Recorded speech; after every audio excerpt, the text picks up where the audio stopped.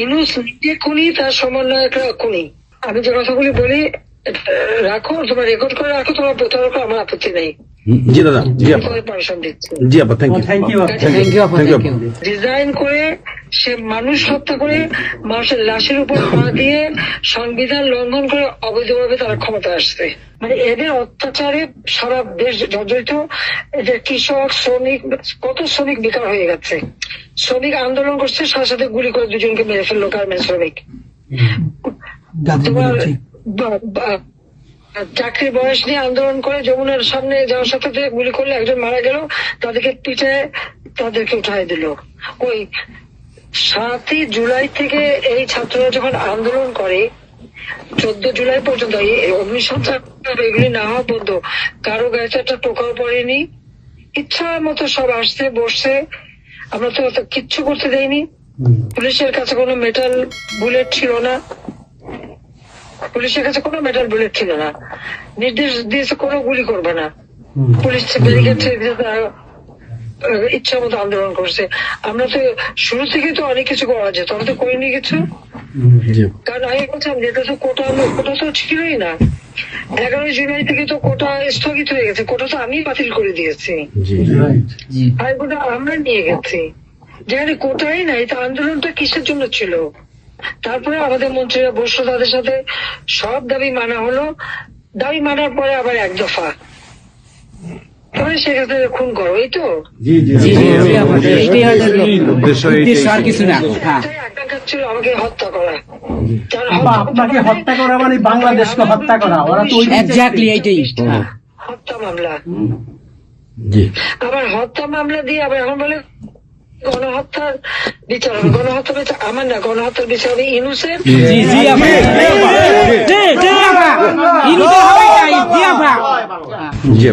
এই সমস্ত খুনের দায় দায়িত্ব ইউনূসকেই নিতে হবে, আর তার ওই সমন্বয়করা। সে যে হত্যার সঙ্গে জড়িত প্রমাণ পাওয়াই যায়। সে যত জঙ্গিদেরকে ছেড়ে দিল, হলি অটিজমের মতো ঘটনা ঘটলো, তাকে 21 আগস্ট গ্রেনেড হামলায় আসামি তাকে এবং অন্য যত জঙ্গি ছিল সবাইকে সে মুক্তি দিয়ে দিয়েছে। কারণ এই জঙ্গিদের সাথে তার একটা যুক্ত ছিল, তার একটা সংযোগ ছিল। কাজে বাংলাদেশটাকে সে একটা জঙ্গির দেশ হিসেবে পরিণত করতেছে। আজকে সাধারণ মানুষের অবস্থাটা কি দেখো, সাধারণ মানুষ আজকে খেতে পায় না, পড়তে পায় না। আমি সব দিয়ে আসছি। মানুষ তো এখন বলে যে আগের সরকারই ভালো ছিল, শেখ হাসিনার সরকারই ভালো ছিল। 8,97,000 কোটি টাকার বাজেট, কয়লা কেনা, এলএনজি কেনা, ডিজেল পেট্রোল কেনা, খাবার সবকিছু ব্যবস্থা করা, সারের জন্য সার কেনার সব ব্যবস্থা করে আসছে। যে এলএনজি আমার সময় যখন বাজারে 10 টাকা, আমরা সেটা 9.93 দামে কিনলাম। সেই 9 টাকা 9 পয়েন্টের যেটা কিনা সে 14 তোমার 5 একটা, আর 14.65 এই দামে কিনলো। ডাবল দামে সে কিনতে গেল কিসের জন্য? এখন তো বাজারের দাম আরো কমছে। শেয়ার মার্কেটে টাকা উধাও, ব্যাংকে টাকা নাই, ব্যাংকের টাকা উধাও, গেল কোথায়? আমেরিকা। 20 লক্ষ মেট্রিক টন খাদ্য আমি রেখে আসছি। 1 কোটি পরিবারের জন্য টিসিবির কার্ড দিছি, মাত্র 30 টাকা কেজিতে তারা চাল কিনতে পারবে এবং ডাল, তেল, গম কিনতে পারবে। সেই ব্যবস্থা করে আসলাম সস্তায়। 43 লক্ষ মানুষকে বাদ দিছে সেখান থেকে। কেন বাদ দিল? আওয়ামী লীগের সরকার করছে, বাদ দিতে আওয়ামী লীগের।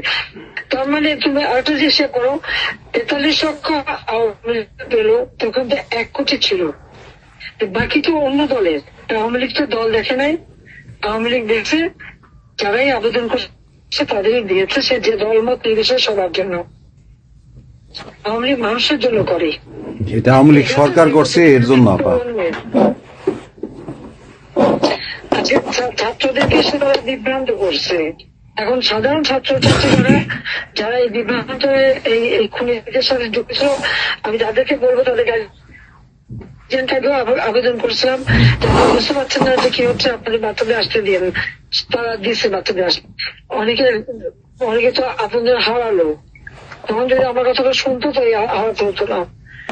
আজকে তারা নিশ্চয় উপলব্ধি করতে পারছে।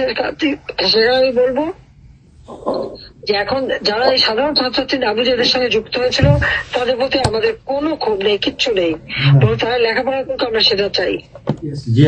জি আপা। কিন্তু আমার কথাটা হচ্ছে, আমাদের ছাত্রলীগ করাটা কি অপরাধ? আওয়ামী লীগের সন্তান হচ্ছে তার জন্য কি অপরাধ? তাদের পরীক্ষা দিতে দেবে না, ভাইবা দিতে দেবে না, ইউনিভার্সিটিতে যেতে দেবে না, স্কুলে যেতে দেবে না, কলেজে যেতে দেবে না। What is this?